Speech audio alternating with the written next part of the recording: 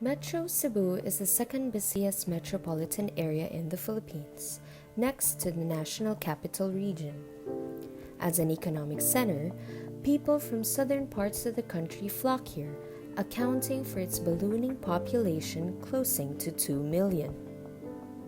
Attendant to urbanization are the pressures on basic services, especially housing. Where will the 2 million residents live? How will they get to work? How will they be cared for, especially in a time of health crisis? In the near future, I see Cebu City as a leader in inclusive and sustainable urban development. A city's sustainable growth is anchored on its people's resiliency and shared vision for urban renewal. Mortgage and rent, green transportation, public utilities and services, open and safe spaces. These are everyday concerns of sustainability for individuals and communities.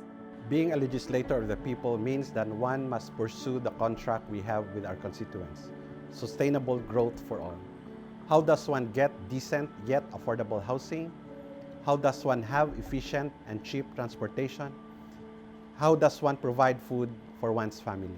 The COVID-19 pandemic revealed to us that the ones who need help in sustaining themselves, mostly the poor and the working class, are the most vulnerable. If we are to make the city sustainable, we need everyone to be able to afford it, not spend more from their pockets. In 2010, when a typhoon hit Metro Manila and affected many families, we decided to embark into a sustainable housing here in Cebu.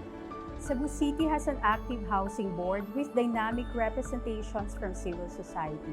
The city is among the first highly urbanized cities to pass the City Shelter Framework Plan. This law mandates the city government to provide options for affordable, safe, and livable housing for its residents, especially vulnerable informal settlers. Under the law, the city shall pursue relocation of families living in creeks and riverbanks while ensuring that socialized housing sites are safe from disasters. Informal homes in urban barangays have an average occupancy of 5 people every 6 square meters. These poor living conditions worsen the risk of spreading COVID-19 in densely packed communities because social distancing is near impossible. Sitio Alaska in Barangay Mambaling, with about 4,000 households, an area of which most of its residents are considered urban poor, had the highest confirmed COVID-19 cases last May 2020. The community lockdown protocols that were implemented exposed the problems in our overall urban design, particularly in our socialized housing program. Small housing units with several households, housing sites with no open spaces, and no access to water.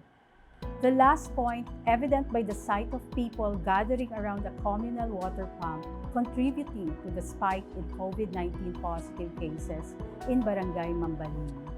Due to the lack of basic service facilities, the relocation sites provided by the city are not 100% habitable and are mostly located on hillsides prone to landslides. With the city government providing land areas only, there are serious constraints on the city's existing housing programs. Each beneficiary is left alone in building one structures unregulated. Urban poor dwellers have generally weak construction materials, making them extremely vulnerable to hazards. This urban housing situation called for urgent action, not only because of the pandemic, but also because of the real effects of climate change happening now. The city must rebuild around its existing urban design and reimagine its course of development. Equally, the city must reassess its present land use and zoning policies to incorporate disaster risk reduction and mitigation frameworks to combat climate change. For housing, it is crucial for the city to implement a shelter framework that addresses housing adequacy, affordability, and more importantly, sustainability. Sustainable housing now becomes an important component to the greater goal of holistic and sustainable development. In October 2019, we sponsored a resolution in the Cebu City Council declaring a state of climate emergency in urgent response to the current environmental disasters.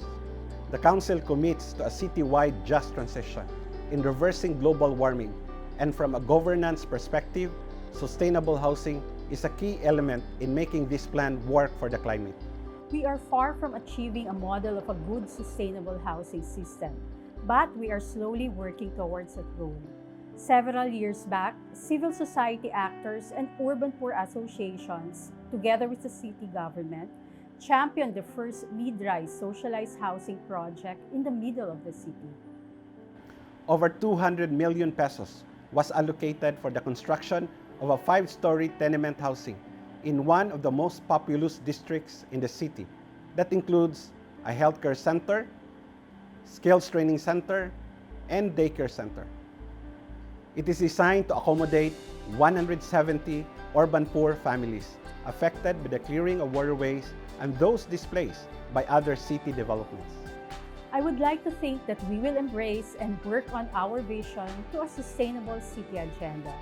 Cebu City was part of the UNIDO Eco Cities initiative and was awarded a grant under the UK's Global Future Cities program. These programs recognize Cebu's potential in leading the way to sustainable communities.